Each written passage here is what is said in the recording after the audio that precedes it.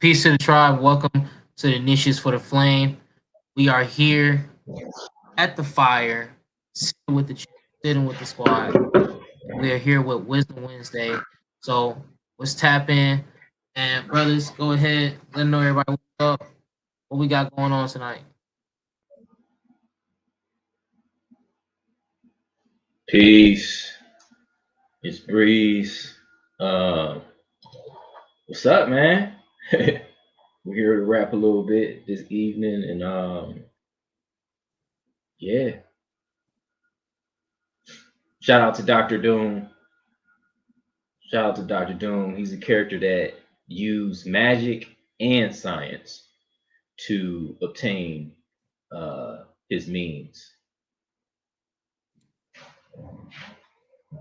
Could you consider that alchemy? Hell yeah. Or like, But it's a different version of it though. He like Iron Man and Doctor Strange put together.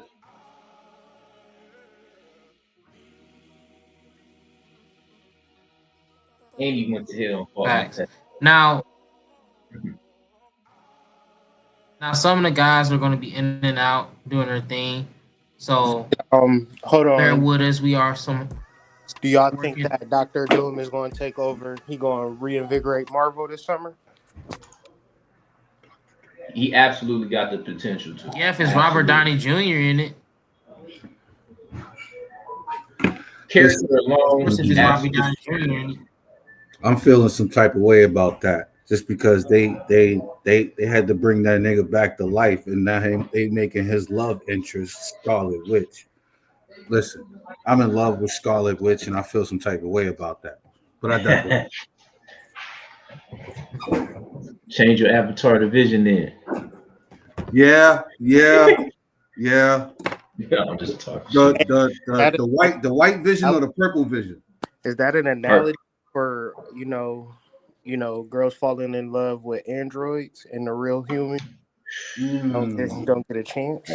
Hey, you've seen what type of mental disorders Scarlet Witch had. She was about to destroy the universe for kids that she didn't even have. Not even real kids. Some dudes don't even take care of their kids. This is a I think I'm turned on by crazy women.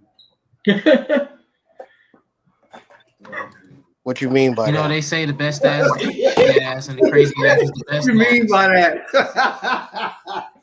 I'm gonna say it one more time: the crazy ass is the best ass, and the best ass is the crazy ass. Yeah, I think I prefer one with a few screws loose.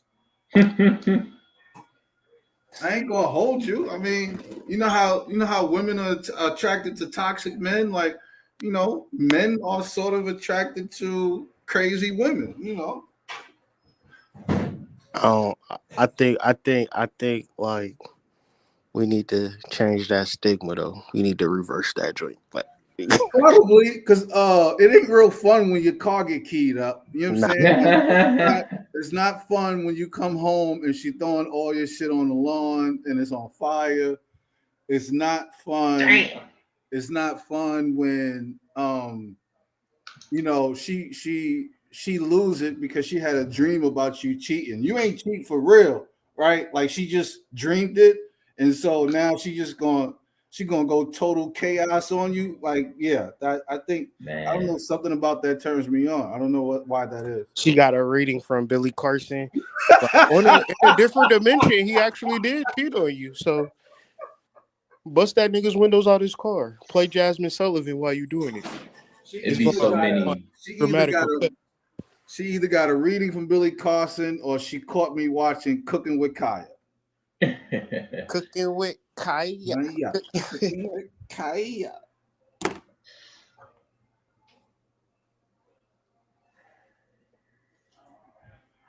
Man.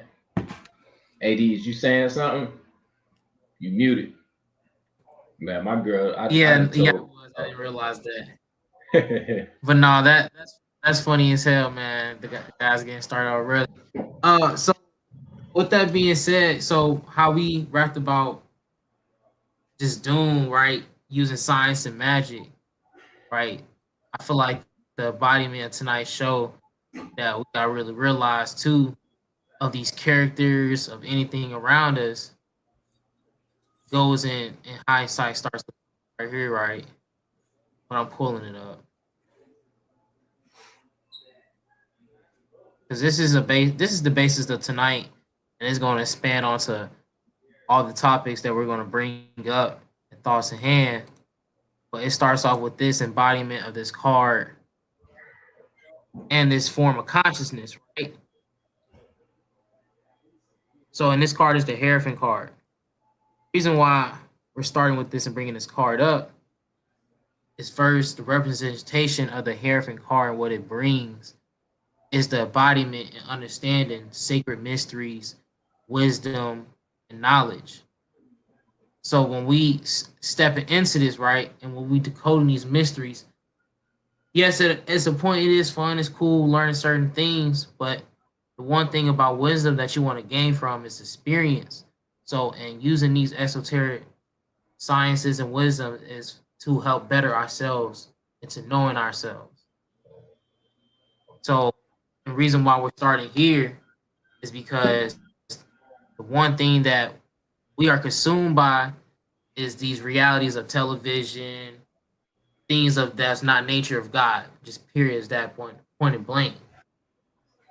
And I just feel like how many times do we really don't find wisdom in ourselves? We find wisdom outside of ourselves. Like what ways do we see that? Like you find people like not getting wisdom from in themselves, or not even trying to get to know themselves. Do you think people are prioritizing? Usually comes with old age. You know what I'm saying? Like old wise woman, old wise man.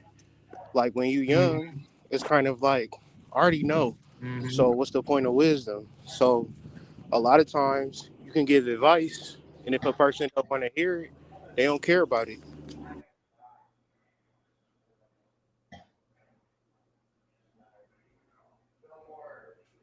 Yeah, more or less when you understand that people actually want to do what they want to do regardless of instruction or guidance, and people will actually go the extra mile to avoid particular people who might be trying to guide them or reinforce something in them based off of what it is that they're doing or not doing. And especially when it comes to young people. I found that with young people, they really just want to figure it out on their own.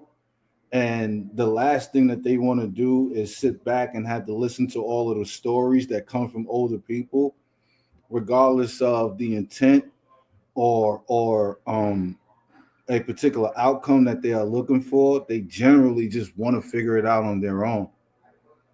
They don't really give a fuck about how old you are and what you've been through.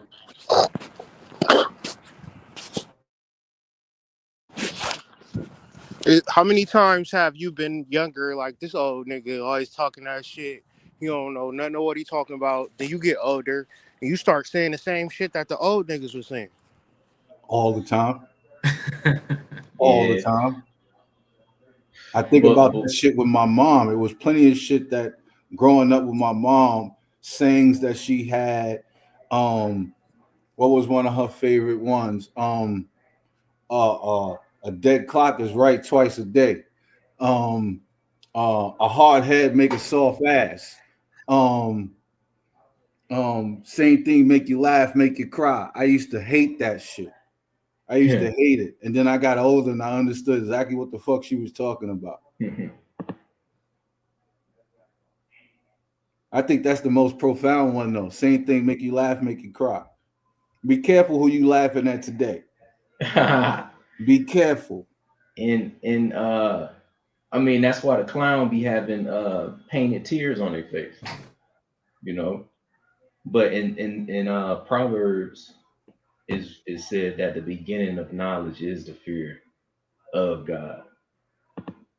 And I feel like that means that when you truly understand the predicament that you in spiritually, that's where real wisdom come from, because that's kind of like where this entire reality stem from. You know, the 0 point, or the point before the Big Bang. You know what I mean? So I feel like you can't get wisdom until you know that all is mine. Basically, like knowing that the all is mine, you can't really get to wisdom. But even then, you know, you still got to work through your humanity with it. But I think humanity is in the way to refine us. And here's the kicker to wisdom and gaining wisdom and knowledge, right?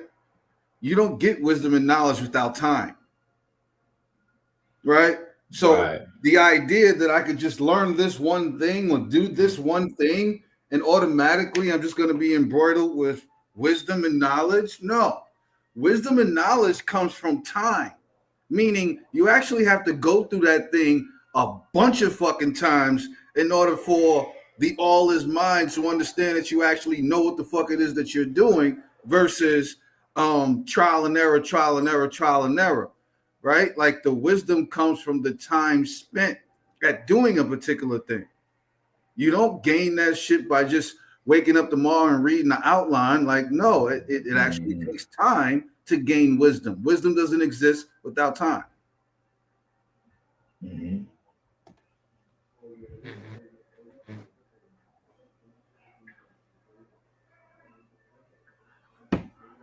Well, so not to get off topic with this, why do you think they say common sense is not common? Like, why is that? And why do they say everyone does not have common sense? Man, I always wondered about that. Everybody, if it was common sense everywhere. How did you say it, AD? Not everybody has common sense, and I think it's very simple, because on the flip side, I look at it like it's common for most people to be unhealthy, right? So when you're talking about common sense comes from a perspective that was linked down to a perception that a group of people have. So the next group of people probably are not going to have that because they don't have the same perspective that generated the same perception that these people have. So it's like being street smart versus being book smart, right? A street smart person might end up going further than a book smart person because a book smart person thinks all they need to know is what's in those books.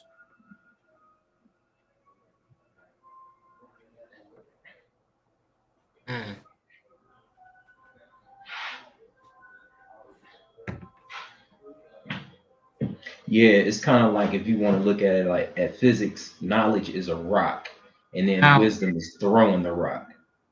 You get what I'm saying? Like it's like Serpent said, it's not is first is knowledge, and then knowledge in motion is kind of like knowledge per second. Knowledge per second equals wisdom, right? And then knowledge per second is understanding.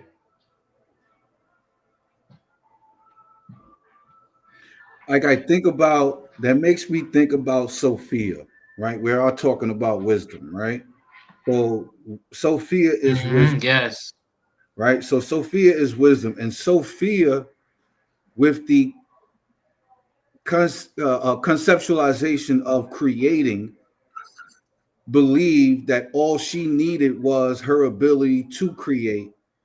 Hence, minus the primordial blood that she would have needed in order to make that creation complete, wasn't relevant to her because she hadn't gained the wisdom to understand that she needed a consort.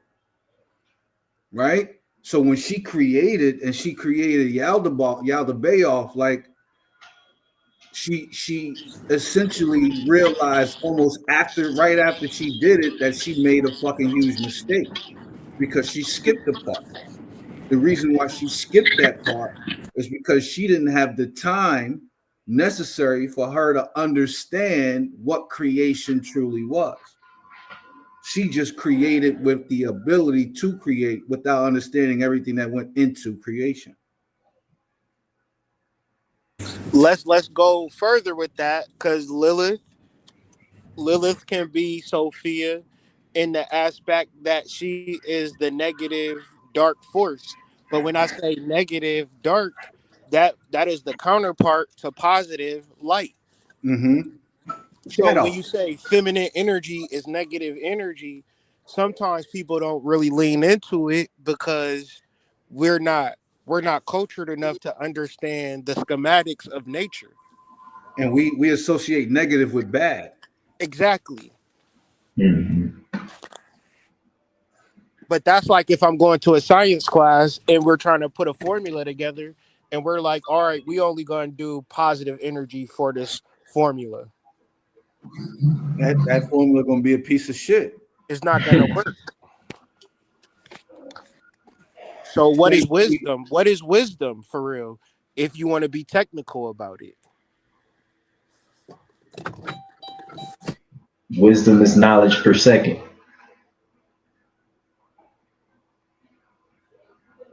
Wisdom would be It's kind of like when it's kind of like it's a multiplier, if you will. You know what I mean? It kind of, once you get a whole bunch of knowledge, it will be wisdom. But I mean that's more abstract though. I would say wisdom is the equivalent of knowledge, time, and space put together. Mm-hmm. I was looking at it. So when you look at motion or like velocity, you'll say like meter per second or mile per hour. Mm-hmm. You get what I'm saying? That's why I said like knowledge per second will be wisdom. Mm-hmm. Because they always say wisdom, knowledge, and understanding. That's just Mm-hmm. like That's the 5% of Cree. yeah, or the metaphysical trinity. Right. Or the metaphysical trinity. Right. So in that essence, it's almost as if wisdom is chaos.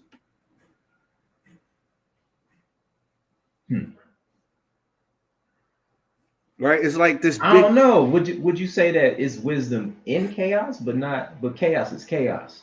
I think wisdom is derived from chaos. Or Because chaos is a goddess. When you look up the Greek metaphysics around chaos, it's just the vastness of all space. It's the Mm-hmm. possibility or the probability of all things, which represent the Mm-hmm. divine feminine. The divine feminine is chaos, but many people connotate chaos with disorder, right? Yeah. So therefore, it can't mhm. be. But in reality, like the root of chaos is the negative divine feminine force that predates many cultures for millions of years worship the goddess. Yeah. It predates everything because everything came out of triple blackness, correct? And triple blackness is that chaos. So We when you came out of triple blackness, or like we came yeah, from a yeah, woman. we did, yeah. But when you talk about the Ein Sof and Ein Sofar coming out of chaos, you're talking about the manifest, the manifested, and manifesting all at the same time, but they go in order. So it's one, then it's two, then it's three, but that is all derived from chaos, from the abyss, from the Leviathan. Even deeper, all computers is made with zeros and ones. Mm-hmm. Mm-hmm. Mm-hmm. Binary code. Actually, they say there's only two numbers in the lexicon, and that is 0 and 1. Yeah, all quantum computing, all computing known to man is done through zeros and ones. And those same zeros and ones is us fighting every day. Android versus iPhone, nigga. Mhm. And and when y'all was talking about that chaos, right? A lot of people say there's chaos and order. I mean, there's order and chaos. Well, there's everything in chaos. Chaos is the template, right? But you can derive from that chaos whatever it is that you desire. So riddle me this: is chaos nothing? No, the universe is chaos. If I have a stack of crayons in my hand and I throw them, they're not gonna fall in order, right? If you leave your kids to play in the room, you're not gonna come in and be like, damn, this room clean as hell. Yeah, Ever. At all. Chaos is the law of the land, but order is why some human beings don't even recognize chaos because they're so prone to order. Mm-hmm. Dig me? Mm-hmm. The program, because their program started from order, so they don't have any concept of chaos. As a matter of fact, those people become anxiety ridden and very uncomfortable when they are around things that don't have order within them. But one thing that's interesting, when you are a child, you do have that understanding of what chaos is because you embody it. Like it was saying, like a child is like the embodiment of it, Facts. And now that I'm in my 30s, I see like my little cousins, how they were like, how old people say like the kids got so muchness to them. All of them was very muchy, you know what I mean? Like sassy and just kids, And it's interesting to see them now in their early 20s and they don't have it. It's not even there any longer, huh? Yeah. Like you wouldn't even know. It's like two different people. Yeah. Think about the first time you tell a child they can't do something. That very first time, they're not trying to hear shit. And they will throw the biggest fucking temper tantrum they can just so they can be able to do that thing. But we essentially beat that out of them. And by the time they're, adolescent, they're stuck in the program.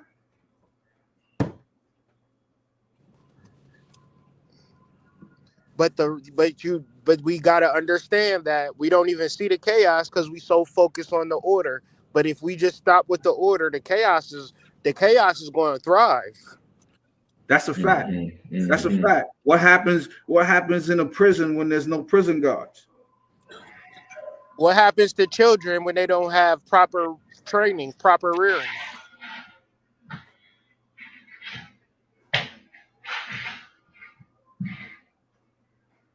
Yeah, they make for crazy adults, bro. They just have more of what they are with another person. Mm-hmm. Mm-hmm. I wonder if that's where narcissism is born. Because they say narcissism is a part of retardation, right? Like, I wonder if that's where narcissism is born, where you got your way your whole entire life, and now when you become an adult and you actually have to answer to someone, it's that much more difficult for you to be able to do that because you never had to do it or you never did it for the entirety of your existence. Mm-hmm. And then for you to get to being an adult and having to follow rules is like, fuck is a rule? You're gonna really see it in your relationships when you gotta like either be on some serious shit and everything was based on love and happiness and joy. Mm-hmm. It's a wrap. You can't even institute it. It's almost like we didn't start this way. How many times have you heard somebody say, man, he sure has changed, or she sure has changed? Yeah. Right? Meaning that happy-go-lucky version is not there, and they didn't even want to receive you as whatever version you was in that moment. It's like people can only perceive you as good. Mm-hmm.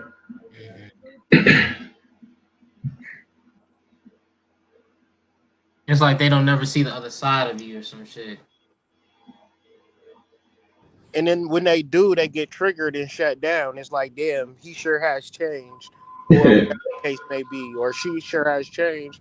And it's like, But you know what it is when you meet a person, you have some type of knowledge of them, but you get the wisdom as you spend time with them, you get and you every see their dark side. You see the dark side of the moon, facts, and it triggers your dark side of the moon. facts.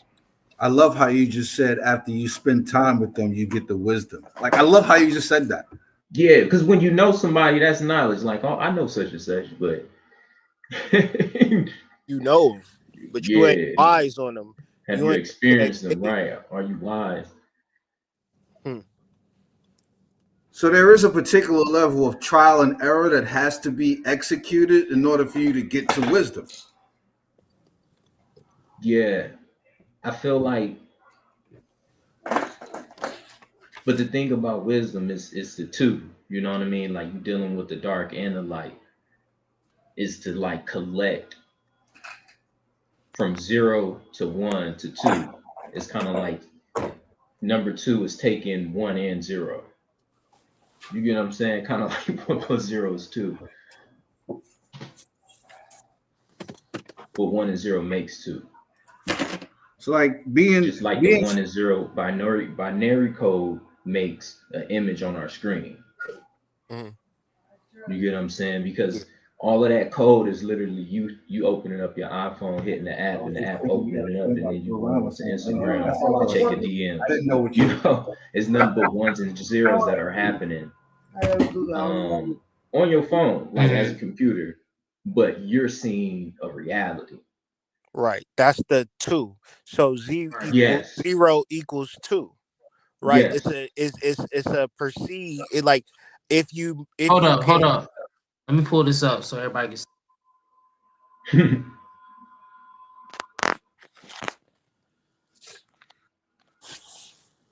Keep going, like I'm pulling it up. My fault. Oh, I was just saying how if duality is created from the negative polarity. So if you read the Bible, the true God of the Bible is Sophia. But you don't read Sophia in the Bible, you read wisdom. So if you read Proverbs and Ecclesiastes, they laying it out for you.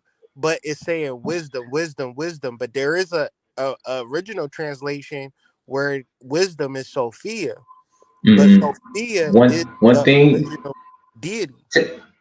One thing to add to what you're saying, every time wisdom is mentioned in Proverbs, and King Solomon wrote Proverbs, he always relates it as her. Yeah. Yeah. So it's like we talking about the truth, but it's kind of like very vague to people. People don't want to be specific about it because at a certain point, it's like nobody else has said it, so it must just be something that we can just argue about. But if the Bible is talking about Sophia and the Gnostics is talking about all of this like you said, Ra, earlier, the Bible starts with and, meaning that it was a whole history before the Bible that we aren't even privy to, but we just have to kind of like make it make sense. But in reality, that original creator is the divine feminine, that 0 that creates every single reality. So what is a computer but a hologram? It's a basic formula of how life works. If we can provide enough 0s and 1s, we could create a reality. But you need to have that 0, right? You need to have that 0. I just put in the chat, AD. If you could pull up what I just put in the chat, it fits. So the 33 and Jacob's ladder, right?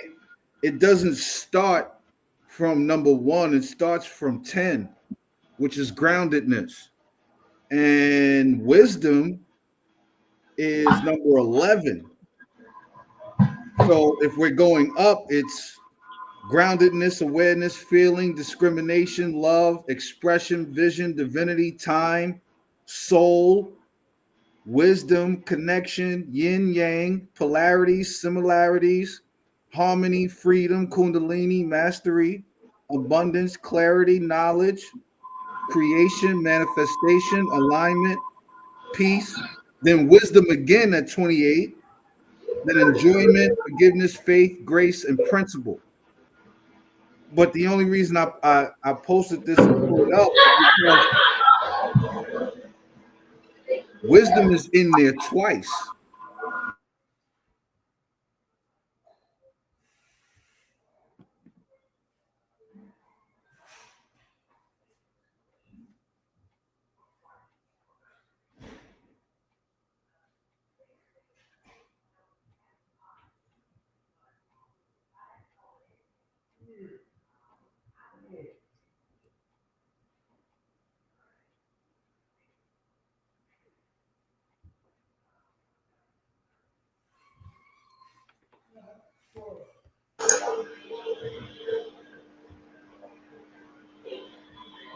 Stairway to Heaven. That's an OJ song.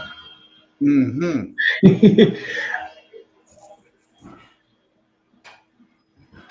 But yeah.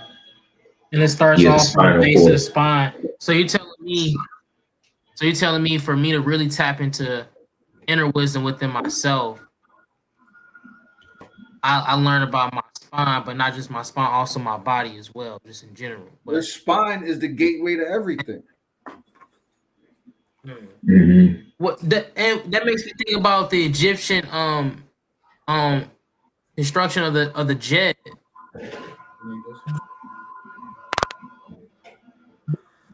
Oh, the Like jet how the pillar, jet yeah. represented the spine.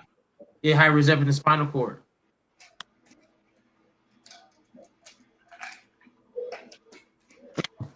Oh, I'm finna pull it up. The jet pillar. And that goes from the back of your cranium to the bottom of your butt bone, your ass bone. Pause.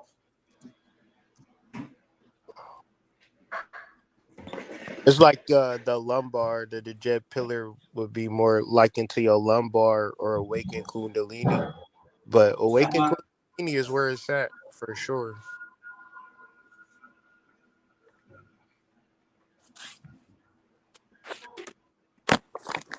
Well, do you remember a few years ago when we was talking about how the midlife crisis is synonymous with your kundalini being awakened without you doing any work because it just has to happen?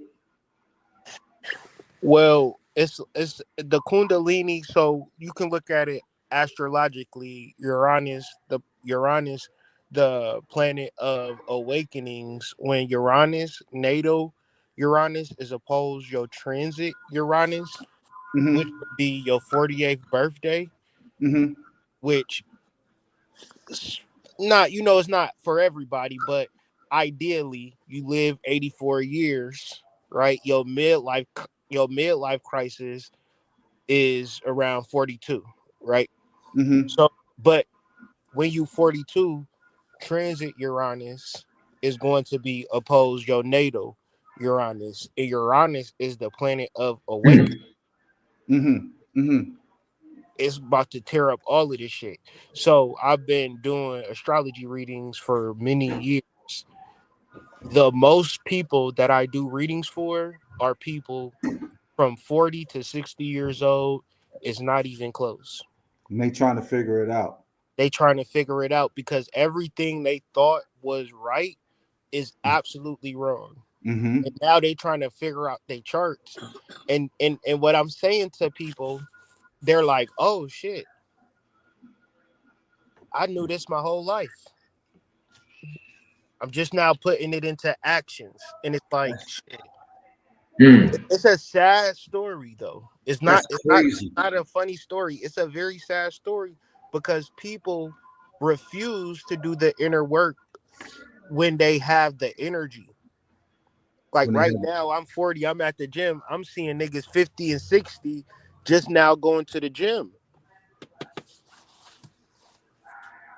Which is crazy. That's interesting at the age 42 because that's my odd number. That's my eye. Yeah. That's Yeah. the adjustment number. And think about those numbers, right? We just talked about the 33 vertebrae, and now the 42. Mm-hmm. That's crazy though. 4284. Yep. Yep. And you think about it, when you see people going through a midlife crisis, that's when people start trying to do shit like check off their bucket list. You know what I'm saying? Like shit that they always wanted to do but never got around to. Mm. It's something about all of that shit that go together. And I think it has everything to do with what Hood is talking about. Like, motherfuckers realize that they got to a certain point and like they had it wrong the whole fucking time. But again, that's wisdom, is it not? Yeah. It's the negative polarity. It is something created, nothing creating something, which we all have the capability to if we tap into it. But in reference to, lack material world, you only basing yourself off what you have and what you don't have. Went from 0 to 42. Man, I should have been doing this. Man, I should have had this. Man, I should have did that. By the time you get 42, life has like really gotten to a point where that negative disposition have created a shadow that the midlife crisis, a nigga will say, damn, I gotta get that Lamborghini. Right? I gotta do the thing. Yeah. So that's where the overcompensation comes in at, right? Facts. Lack of knowledge of self. So you feel like you need to overcompensate in these areas in order to get the validation that you never really got. That's a backwards way of getting it, because the validation that you're seeking is coming from within. That's why the most beneficial readings that I'm gonna have is with somebody that's 42 and up, because from that point they now can, like, especially in your 40s, because you still got it when you in your 40s, right? It haven't left you yet. When you 50, 60, you enter into cooked world, but in your 40s, you still got it. Hey, bro, no, for real, man, because I'm just temporized here. I know some older people that are fools. My family member. Cooked. Cooked. That's what I mean, shit. The kids are saying it. Niggas saying they fried, they fried. They fried, man. That it just But makes when me you think look at of like older life loserness, it's scary and sad because there's no recompense. Yeah. It make me think of there's no consolation for that shit. Going from 0 to 20, thinking about all the stuff I wanted to do, and then in my 20s it was fucking up, thinking I was about to do something, and in 30s it's kind of like, all right, I learned. And I feel like, I just feel like the 40s is based on what you do in the 30s, because it's a lot of people that get terminally ill in their 40s and 50s. And then, it's like in that age too, you probably might be a hustler, or you really trying to get your money, or just love getting your money together. And it's like you'll forget about your health so quick, because you working so many jobs and you staying up and you going here and going there. It's like a health is something that's ignored when it comes to like getting money at a certain age or growing. Period. You gotta get back to source. Reconnect back to source.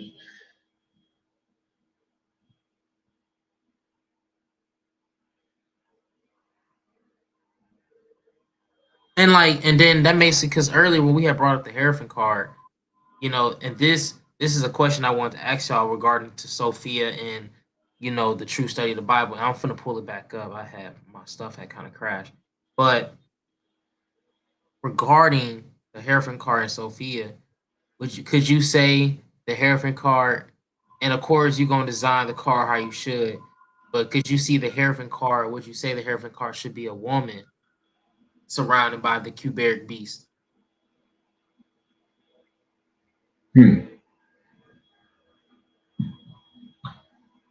Like as just like our art idea, but just to really personify wisdom.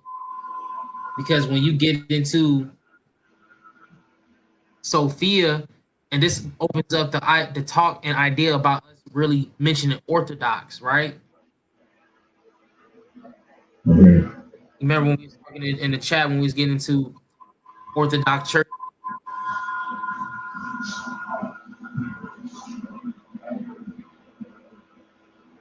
Yeah, one thing about Orthodox is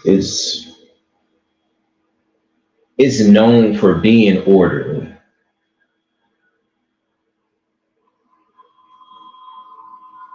It's almost like it's taking an orderly approach to chaos.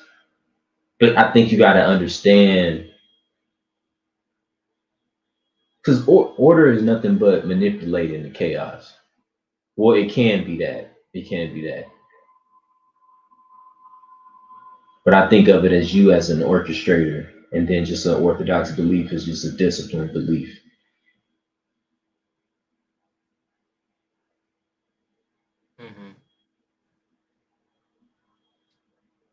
Because as we getting into this, and you see as it's breaking into the church Hanukkah Sophia, right?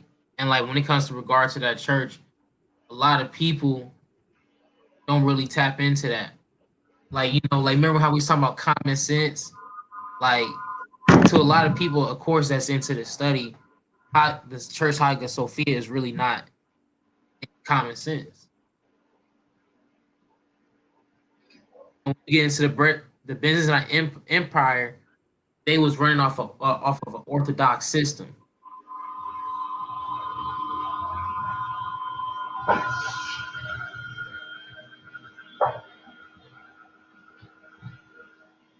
Constantine won. Yo, somebody got to fix see, his mic.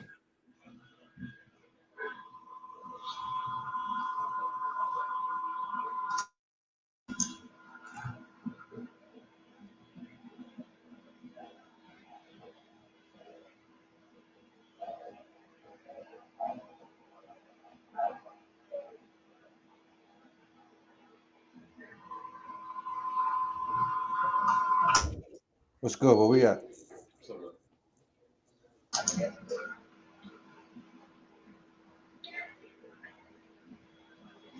AD pulled up the history of Orthodox Christianity, but I was going to say, because Constantine is mentioned here, I was going to mention the movie Constantine, if y'all have seen that.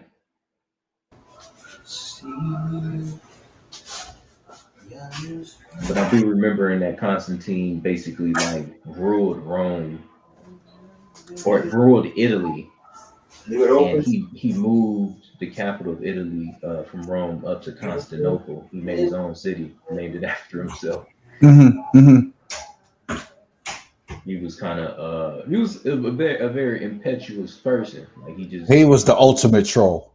Yeah, he really imposed his will on all of that.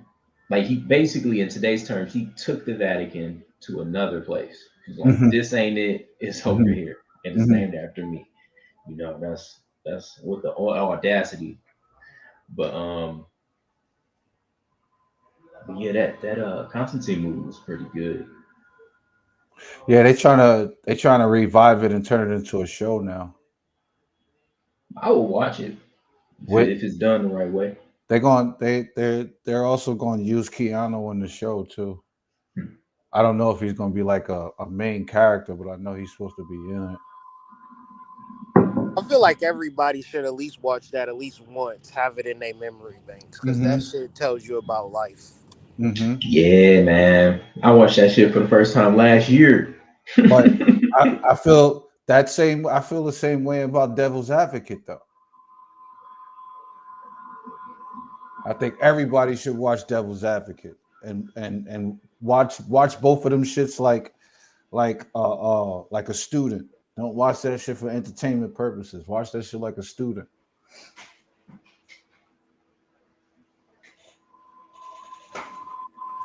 Big facts.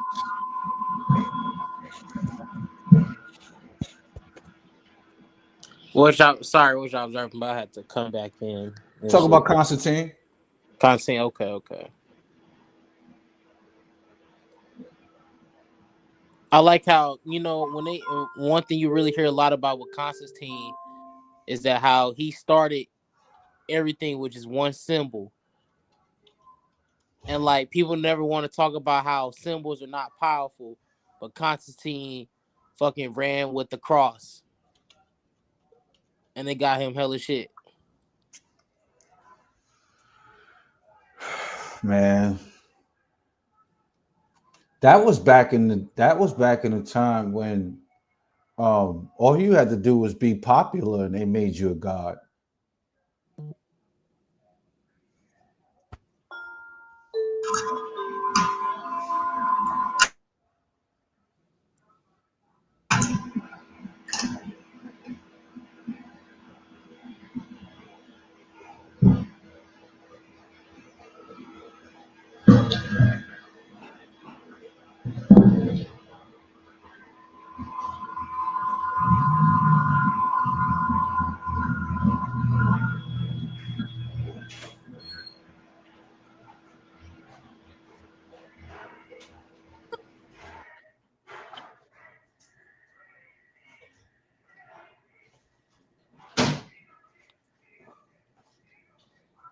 Serpent.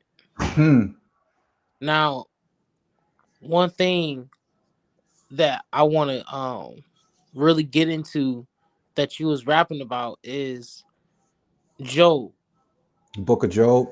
Yeah, like first before we even get into the book of Job or just starting with the information, let's look at those the three letters, bro. Like you get Job, but at the same time you get Job. Would you say that's like a correlation into that? I think that was done purposefully. Because if you hear the word Job, there's no way that you would sound that out and spell that J-O-B. You'll probably throw an A in that motherfucker or something. Or a E, or maybe, you know what I'm saying? Like, like, there's no way you would read that word and be like, oh, that's the book of Job. Like, nah, that's the book of Job, nigga. Like, and I think historians throughout time have used that in a myriad of ways, like not only to reference the struggles of Job, but also to reference the fact that you need a fucking job in order to, you know what I mean? And your job essentially is suffering. And right. What is Job's whole fucking shit? It's about the suffering part. So I brought that up because, like I said, I was in Carl Jung's interpretation because he made a response to it called, The Answer to Job. And Jung interprets the story not just as a theological or moral issue, but through the lens of depth and psychology, suggesting that the narrative reflects God's encounter with his own unconscious. He posits that the story is indicative of a process by which God becomes increasingly self-aware, culminating in a realization that the need for incarnation, which for Christians is fulfilled in Jesus Christ. In The Answer to Job, Jung explores the idea of God's morality and justice being fundamentally different from human understanding. He controversially suggests that God depicts in the book of Job is not omnibenevolent, and that through Job's suffering, God is confronted with his own moral imperfections, leading to a transformation in God's character. So, first of all, the idea that God is struggling with his moral compass is crazy. That's crazy to me. But that reminds me of like Dick Gregory saying that it's two gods. It's a good God and it's an evil. That doesn't sound like the all-knowing, right? That sounds like a creator God who was created and just doesn't know that there's something above him. I think it goes back to what we were just talking about. That is knowledge without much wisdom.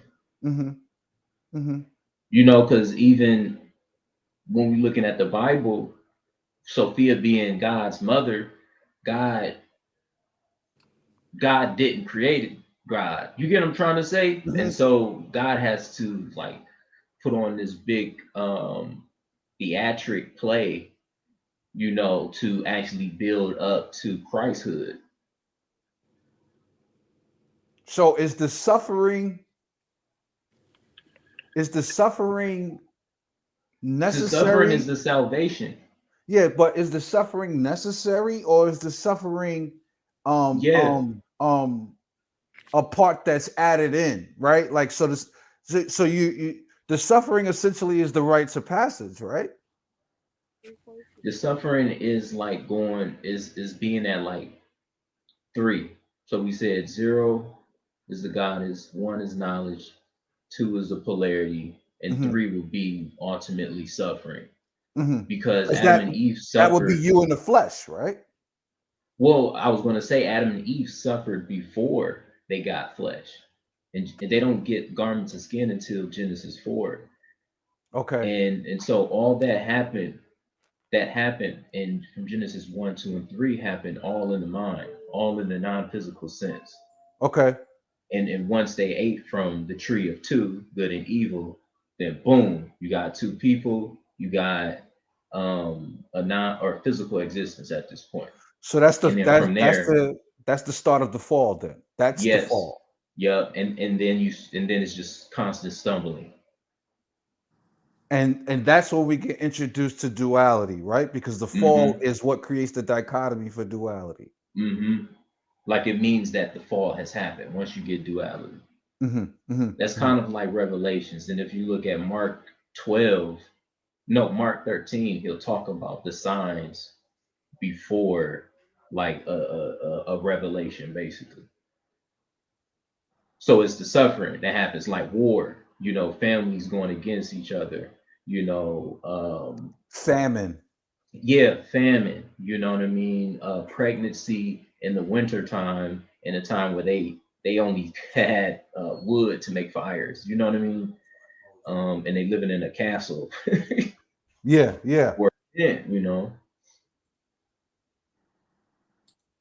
It's just like the birthing pains is how it's mentioned. And Elihu's speeches from 32 to 37, a young man intervenes and criticizes both Job and his friends. He suggests that suffering may be God's way of educating and purifying the righteous rather than punishing them.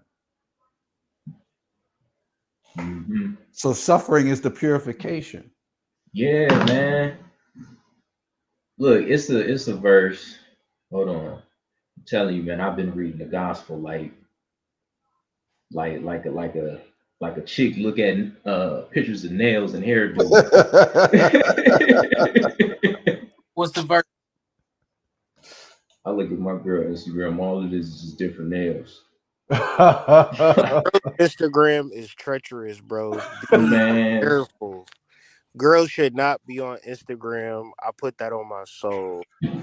Yo, I don't even want to see no females Instagram, bro. Like I think if niggas really saw their woman's Instagram, they would break up like immediately. Like yo, I seen so many different girls Instagram. I think about this one girl named Kima Instagram.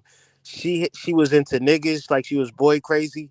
It's some of the most handsomest niggas in the world on your bitch's Instagram. The reason why she looking at you crazy is because she seeing a nigga in an orange Lamborghini with an orange with waves spinning like you can't even believe, in some orange glasses, and his caption is, "Damn, I just need a girl to put on this orange dress." Like, it is crazy out here, bro. Your girl gotta be actually locked in with you for real in 2020. For real. Yeah. So the verse is Mark 9, verse 49. And it's for everyone shall be salted with fire, and every sacrifice shall be salted with salt. And this basically means sin is a refining process. The sacrifice is the work of faith to stay flavorful or seasoned with the word or spiritually cultivated. Um, and like you got salt crystals, salt is salvation, salt is sanctification, um, is Christ. But basically, the suffering is what seasons you in the game. You know what I mean? It's not what you've been through, it's how you dealt with it. You know what I mean? It's That's the how you get the comeback. wisdom. Yeah, because It's the everybody comeback. gonna stumble. Everybody deal with the same type of sins out of the four. Come on now. But that's I can when, tell you, I know wrath and lust well, yeah. and But I've learned from them that's also when you get that understanding for fight or flight, right? for Because sure.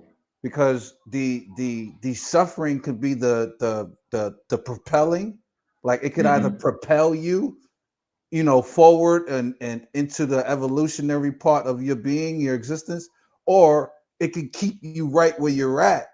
And the whole entire time you're just thinking about, woe was me and my victimization. And some people actually stay there. I think that's called depression, right? Hmm. Fragmented. Fragmented. Mhm.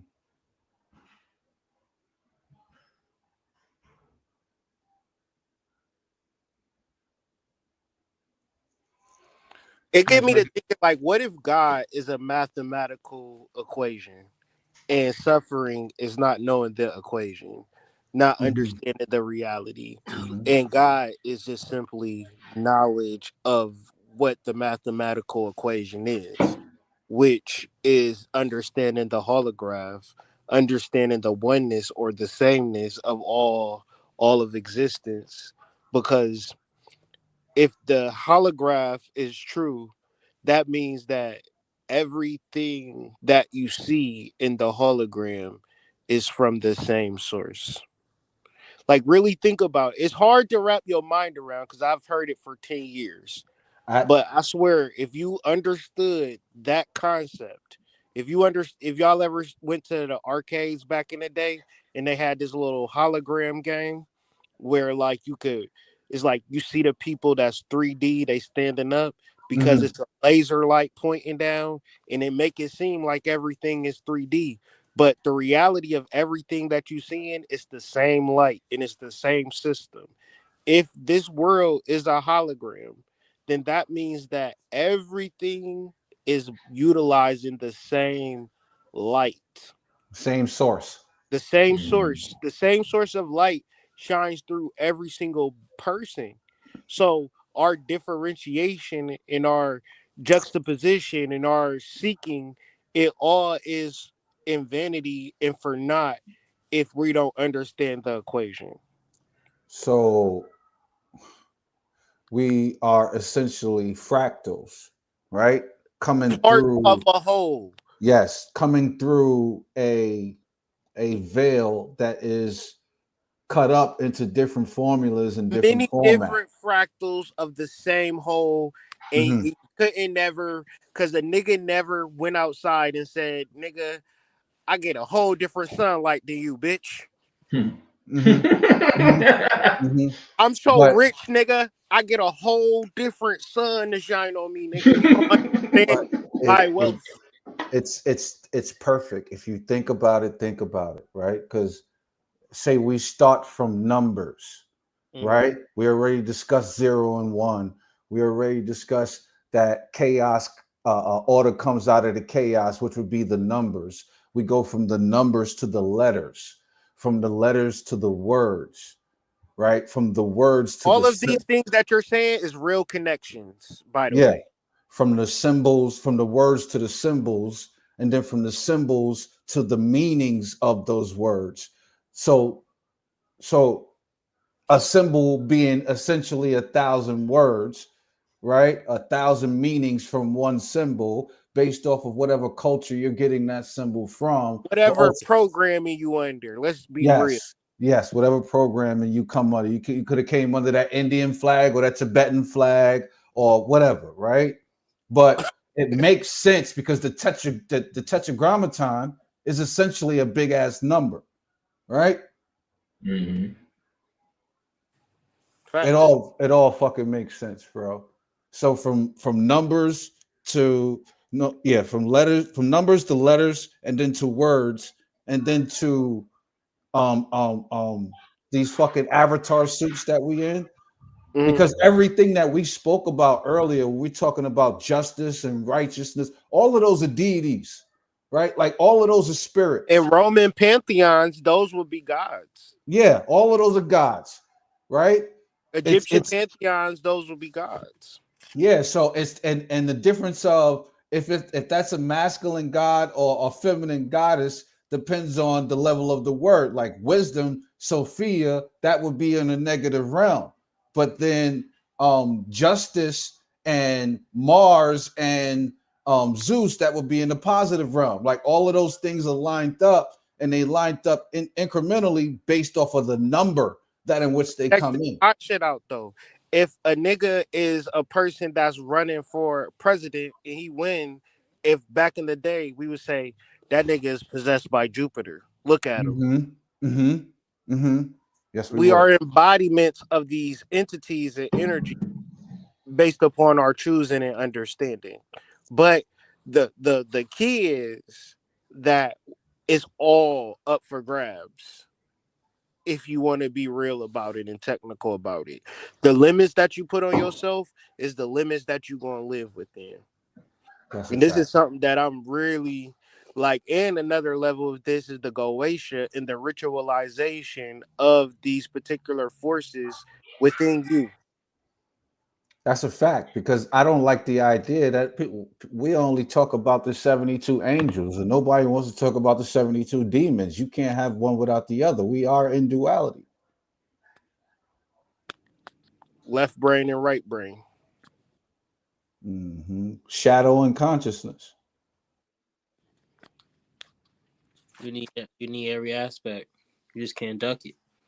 Niggas say I only live in the daytime, AD. I don't really be existing in.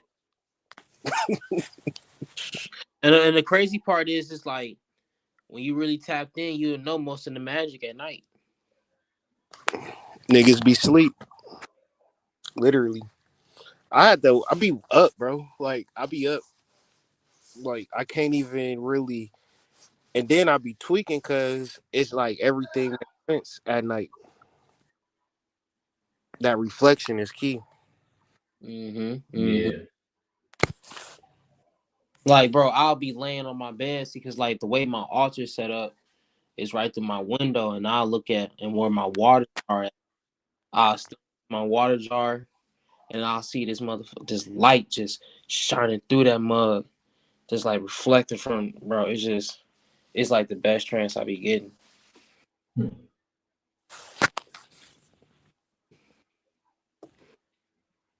It's like staring at lights. It's just, even having your room be able to turn to a different lighting is something different and powerful.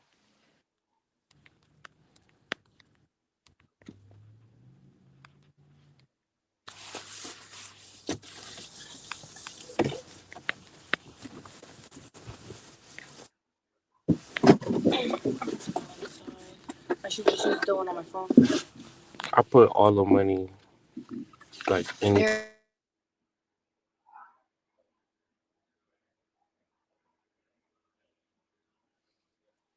And plus, one thing about suffering is that in Hindu and Taoism and thoughts of that mindsets of that nature, they see suffering as something that is needed to grow, to build oneself. Even when you think about working out, that's a form. It's a form of suffering that's making you stronger. And as much as we hate it, it's like you gotta think about it. It's people who get winded going up the steps, thinking that's okay. That's not okay. It's like going to the gym and the weights is like, hey, we're gonna just like love on you today. We're gonna give you nice cuddly hugs and kiss on you and make you feel good. Like I don't go to the gym for that. I go to the gym for deep stretches and ripping my muscles to shreds, tearing them apart. I'm trying to destroy myself. I hate feeling good at the gym. I want to leave destroyed. You feel me? But like some people don't even but this goes into the goddess. Why? Because a girl, she gonna like she gonna like a man that's hard with muscles over a nigga that's fat. That's just facts. A woman is going to like a man that is war tested and battle tested over a man that's not. So the negativity is an attractive for that energy. And if you was the nicest guy in the world and you was a fat nigga, you wouldn't get no hoes. Yeah, but it's a lot of fat niggas I know that got way more hoes than I ever did. Nah, I'm trying to tell you. It's true, but it be like they play you like a fat nigga though. It's like you a buddy, you a laughing buddy. You know what I'm saying? They ain't like I love like this nigga. Oh, you know what I'm saying? It ain't that it ain't that fire passion. It's like yeah, the bitch is an opportunist, yeah, opportunity. So you got those like. And to like when we think about people with like you say with a belly or a gut, when you think about it, Jupiter is in Taurus right now, so it's like not encouraging slothiness or anything, but as to say is like if your frame getting bigger, or if you're a person who's been actually lifting and constructing your body, and all of what I'm saying is that most of the times when you have that growth in your body, you gain, you get blessings, you get gifts, money. You said, what I say? What happened? What I say? What happened? Crazy real quick. Yo, what? Vortex. Dang. You gotta pause that shit. Bro, the large body. I was just like, what's happening?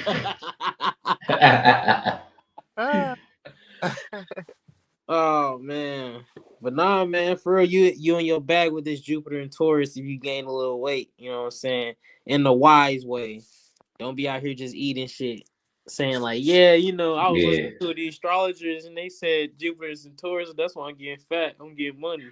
No. Yeah, you don't have to eat junk food to get calories. Now Jupiter placement, the thick girls got a favorable Jupiter placement. I learned that in astrology school. Jupiter in the first house, Jupiter in Sagittarius, got them Jupiter and Virgo. Jupiter Virgo. She oh man, voluptuous goddess. But no, What's interesting, my girl chart, her Jupiter is conjunct Mars, like exactly. That's an interesting placement right there. Yeah. I feel like whenever she take initiative in something, like just goes and shit, she be getting lucky. You know what I mean? But she'll spend more time being salty about some shit, and then she's like, "All right, I'll try," and the shit just fall into place. Right. I just be looking Mars like you very fucking goof psychic. troop. Mars is very, very, very psychic. If a person can just internalize their Mars energy and say, my action is going to be this, it's like, it's perfect. I like how you saying that, Hood, because when you really look at the chart and if somebody want to pull it up, you can present it and please, if you don't mind. But the chart really relates to Mars right now being in Cancer. And when you think about the home of Cancer is ruled by the moon, which is relating to that deep intuition, that psychic energy. So like really tapping into that can be actually vital for yourself. So I just really like how you went into that. So it's just like, I don't know if you looked at the chart recently, what you saying that. Yeah, not really, but it is. I was just thinking about Jupiter conjunct Mars as when I did my Mars Explained video. Learning about Mars in an esoteric way is very enlightening Okay. because it's just very simple, the planet of action, but it's a lot that goes into the the understanding of Mars and Mars energy. It's very complex.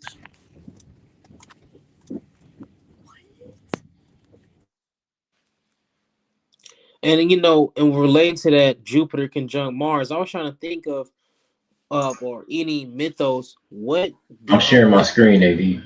Okay, bet like Zeus. Switch it to the Clash of the Titans, Ares and Zeus is a good.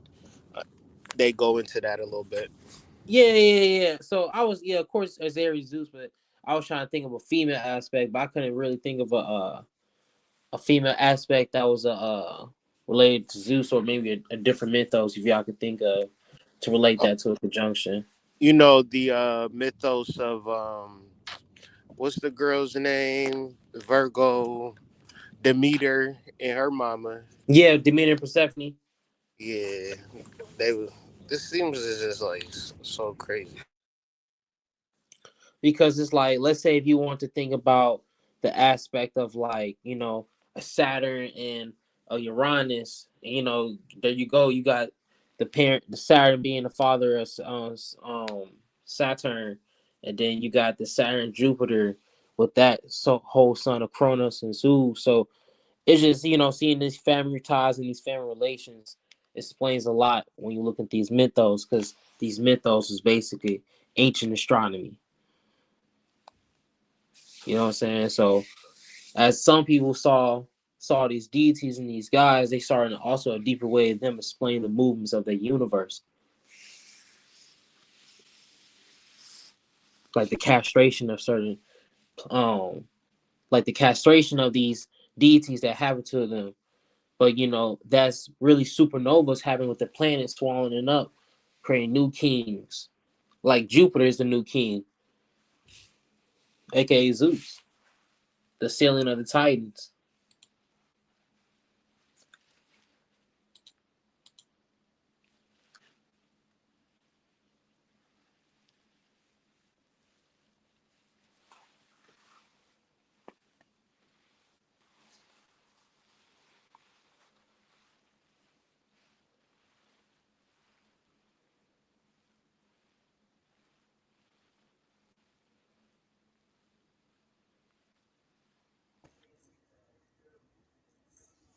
That's today's chart. Yep. We was talking about that conjunction, but I just really had got into the relation to Mars and Jupiter. So one thing I didn't know I was muted. My bad. I mean Mars and Cancer. I'm sorry. But so you got the sun in the third decan of Scorpio, and that's basically Ophiuchus. And I was thinking that Jesus had 12 disciples plus himself was 13.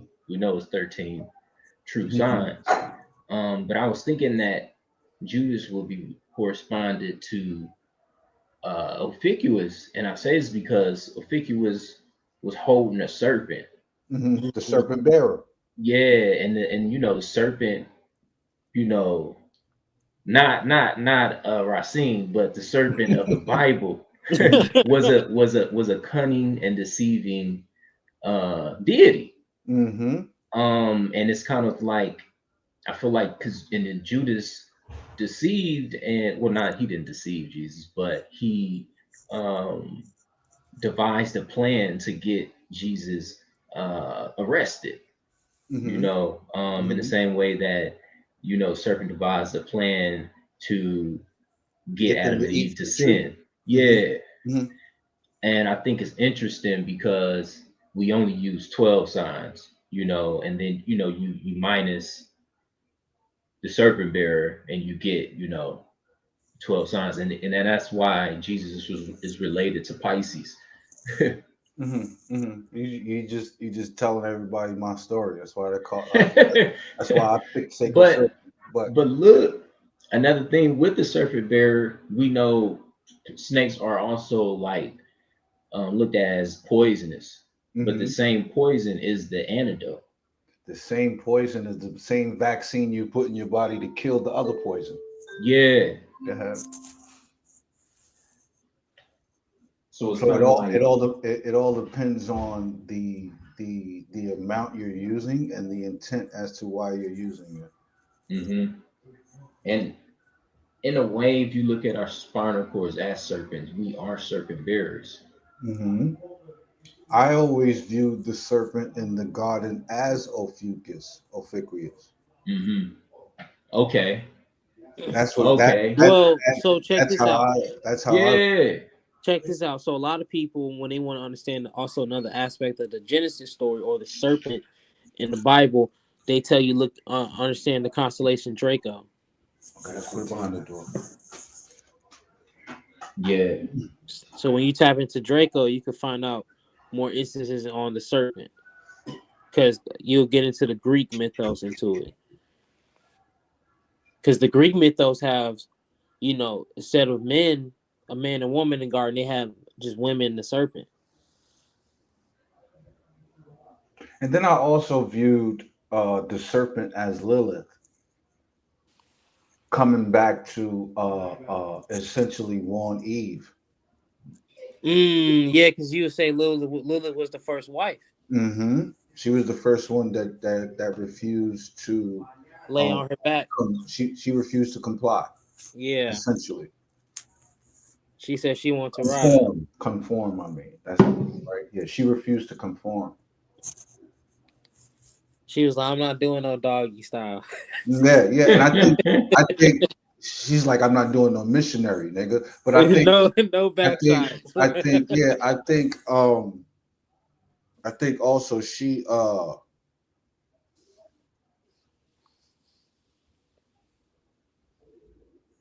I think also she's like God's shadow. She's also partially God's shadow. Like it's so many different ways you can go with Yeah, that. because when Sophia, they said when Sophia had came into existence without, the man aspect, the Lojo aspect, she formed a shadow side of herself. Mm-hmm. Mm-hmm. So I get what you going into, Brody. And I think that's where you get the stillbirth and the abortion concept from. But I also think that she is the beginning of the Jezebel spirit, right? Because when you think about the Jezebel spirit, you think about the unruly woman or the woman that will not conform, right? You have women that will do the submissive thing. You have women that will fall in line and follow the man. And then you have these women today that are like, fuck that nigga. You know what I'm saying? Right. See, I think this frequency that females are on is just an evolution of where they were eventually going anyway. What y'all talking? Like, what's y'all basis? Oh, we started with the snake in the garden when we was talking about Ophiuchus, and because I said I think the serpent is actually Ophiuchus in the garden. Breeze was talking about the 12 disciples and Jesus, And and then us going into that, serpent gave us the idea like, what if the serpent was Lilith and her coinciding the relationship between her and Adam and Eve, because she was the first wife, and then we got into her being the alter ego of Sophia, with her coming into creation, bringing a shadow aspect. All right. So what's the basis for Ophiuchus for y'all? Like when y'all look at Ophiuchus, like Oh, I sent. what do y'all formulate? What do y'all feel it represents or what it means? So I have already said Ophiuchus is Judas. And what aspect? In the aspect of you have the 12 disciples plus one plus Jesus is 13, and Judas was responsible for devising a plan to get Jesus arrested, and that's the only one that's excluded. Now, relating you know, Ophiuchus, the serpent bearer to the serpent in the Garden of Eden, and how that same serpent was cunning, and devised a plan to actually, uh, basically to express the other polarity. He got the serpent in the Garden of Eden, got Adam and Eve to do the same thing, but also understanding that that serpent has the serpents are associated with being poisonous, Hmm. but their same poison is the antidote to the poison. Hmm. Um, but I was just thinking, could Judas be related to um, the serpent bearer? And then I said I think that Lilith was the birth of the Jezebel spirit. And then plus, when you even get deeper, if you want to go deeper into this Ophiuchus thought and mythos, you can get into the story of Asclepius, right? The Greek mythos, you know what I'm saying, son of Zeus, you know what I'm saying? He's also the god of healing, true. You know what I'm saying? Even he even has the mythos of him healing Kronos the Centaur. I mean, the Centaur Chiron. I'm sorry, excuse me. Mm-hmm. Mm-hmm. So, and then to even like go deeper into it, Asclepius or Ophiuchus, you can say is Emotep. And in that regard, that stuff is also in relation to Sagittarius, because Sagittarius is the teacher of the gods, right? The the centaur or Chiron. Yeah, yeah. Yeah, the reason why I'm just asking that is because when you when you think about it in a sense where we on this universe in this world and it's this whole constellation that nobody ever talk about, Mm-hmm. it's like we can't just brush that shit over all the time. You know what I mean? Like sometimes you like have round table talks on Ophiuchus, especially when the sun and energy is in Ophiuchus, to get some type of clarity on the subject. Because I feel it's profound and powerful if we able to understand and understand it. Yeah, every time that I've started doing that probably since last year. Like every time anybody asks about my sign, I don't say Sag no more. I say Ophiuchus. Yeah. See, and then like when you think about Ophiuchus, it opens up the realms of sidereal astrology to people because now we're looking at the heavens as a whole instead of just cutting it off and making it short circuit. Yeah, you actually understand what part came through that Milky Way, and it gives you exact degrees on these placements as opposed to a roundabout approximation that you get from Western and tropical.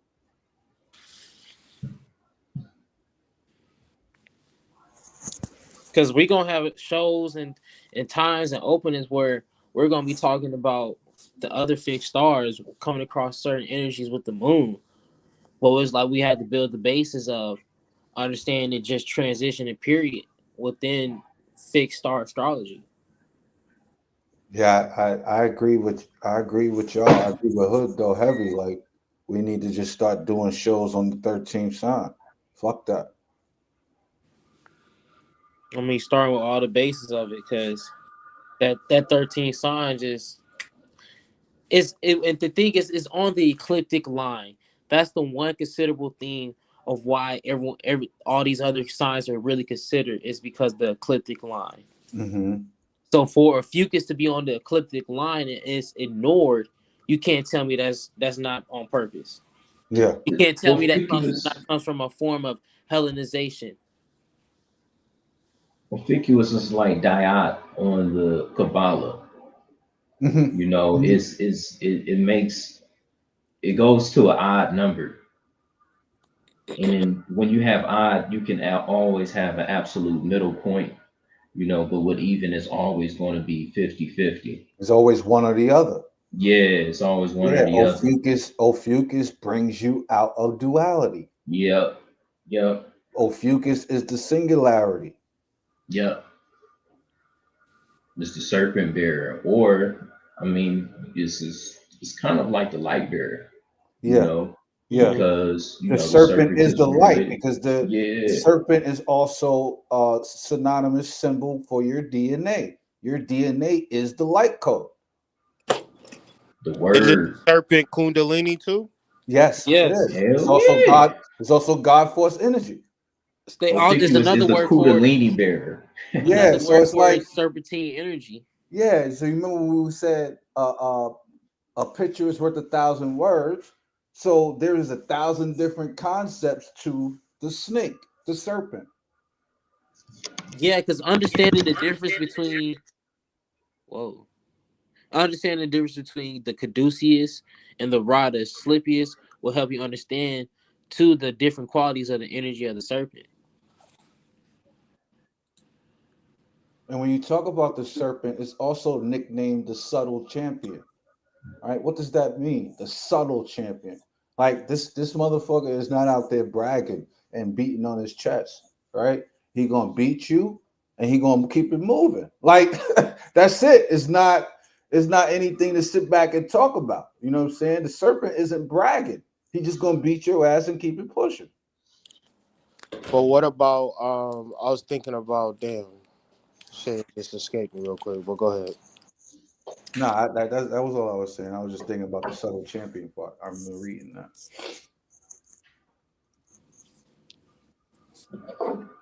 Just think about everything a snake has to go through just to survive. Shit, Job could be a fucking story about the serpent, nigga. Like the snake has to go through so much shit just to survive, bro.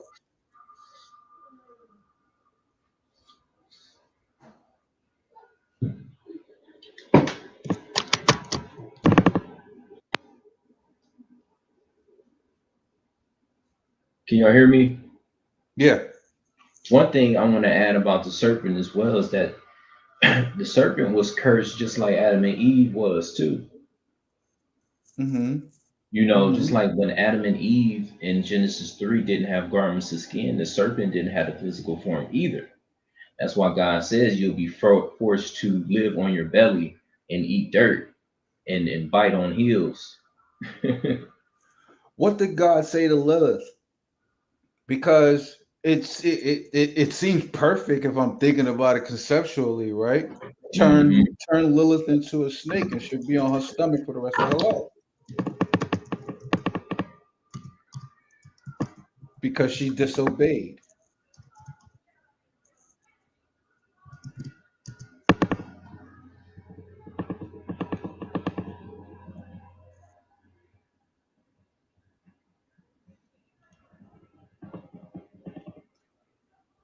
But also, I think about it when it comes to our circadian rhythm, and I think this is a lot to do with why so many of us are not on the proper frequency because we talking about 1328, bro.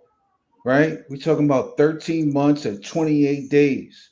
So not only is most females fucking menstrual cycles offbeat, but our understanding of our time conceptually is offbeat because we're doing this thing at 12 months, 28 days, 30 days, 31 days, 30 days, 31 days, 30, 31 days back and forth when it's just supposed to be 13, 28, and 1.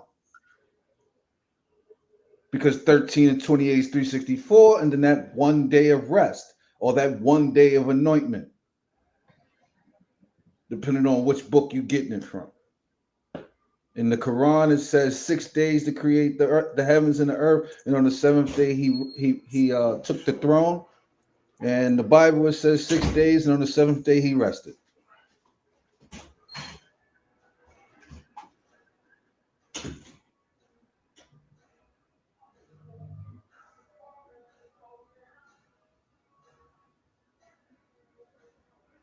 I don't see nothing that talks about the actual the part of the folklore that actually, if there was any type of Conversation. communication, yeah, between God and Lilith.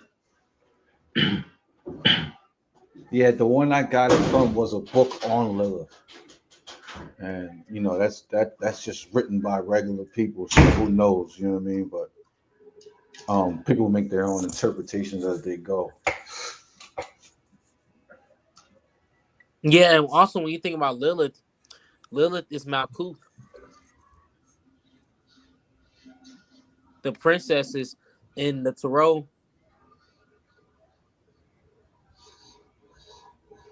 Foundation of Wisdom in there. Malkuth is kingdom, right?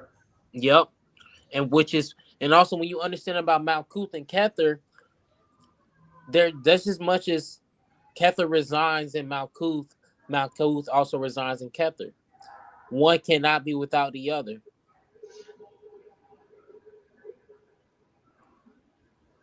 Your positive and negative polarities. You can't have one without the other.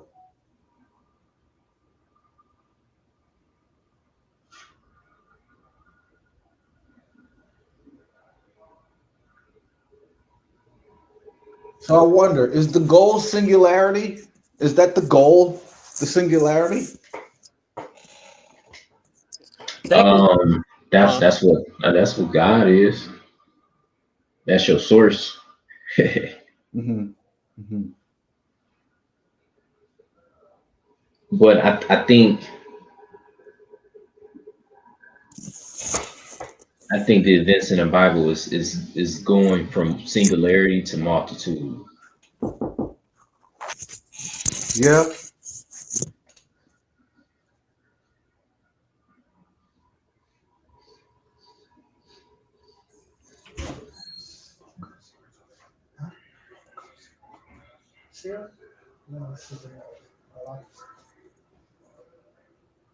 It's like your root chakra is Malkuth and your crown is Kether. Mm-hmm.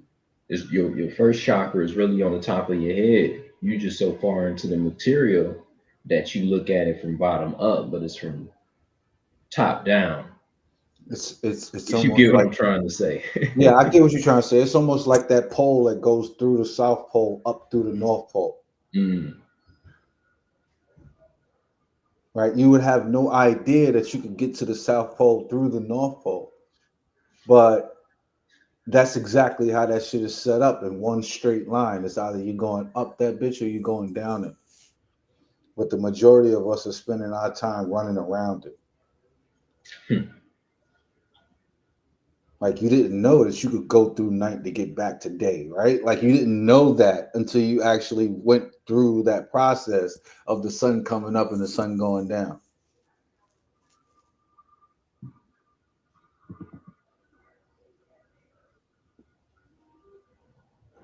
So the singularity is the ultimate goal, which would be soul realization, self-realization, and then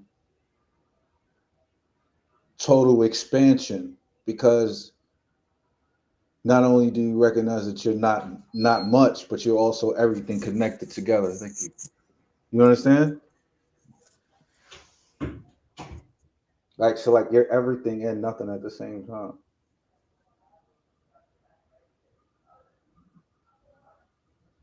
That's crazy.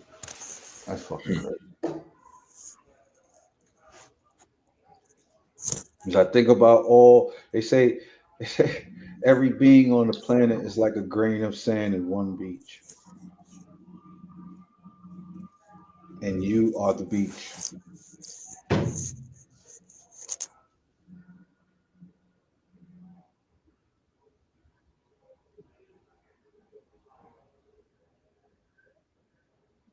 And you see a bunch of people going through shit. That's just a part of your body that hasn't figured it out yet. That's crazy, yo.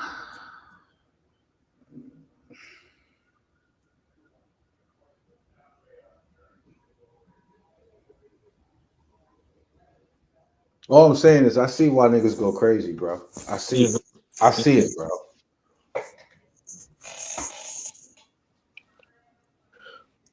I say though, but let's go ahead and wrap it up, man. We've been going for hour 34. Going nuts, man. Any things we don't want to touch on, or y'all want to let the collective know before we bounce out? Just Yes, peace. Continue to do your journal work and try not to judge as much. Yeah.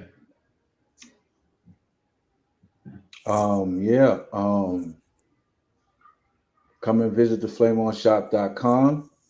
Get some nootropics, get you some good herbs. Journey to the Being is also in stores now. Find it on Amazon. You can also find it on theflameonshop.com. And use the rest of this Western year to take inventory on where the fuck you are at and make a concise and precise decision on where it is that you want to go next. Don't limit yourself and don't limit others. Show up for people. That way you know how to show up for yourself. Ashe to the family, all the known ancestors and unknown. Thank y'all for the space.